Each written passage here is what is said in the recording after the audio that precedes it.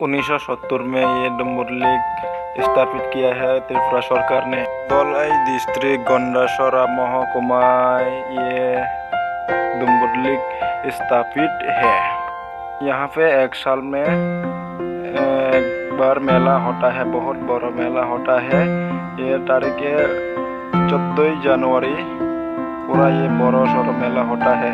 पूरा real history है।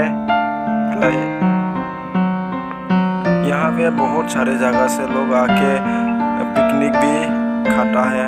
और यहाँ पे देखने के लिए और एक जगह है नारियल कुंज, हम लोग उसको नारियल बागान भी कहता है।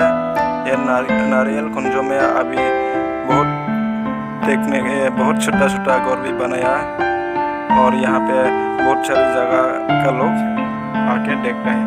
तो ये डुम्बुरलिक ये पूरा रियल हिस्टोरी है। और ये हिस्टोरी के पढ़ने के लिए मेरे अभी तक थोड़ा सा कम है, शॉर्ट में बोल दिया। और ये हिस्टोरी बहुत लंबा है, एक दिन तो लग जाएगा। ये हिस्टोरी बोलते पूरा एक दिन तो लग जाएगा, इसलिए नहीं बोला। तो मेरे वीडियो को अच्छा लगेगा तो लाइक शेयर कमेंट करना, ठीक है। मेरे यूट्यूब फैमिली को सबको धन्यवाद देता हूँ। तो थैंक्स टू ऑल।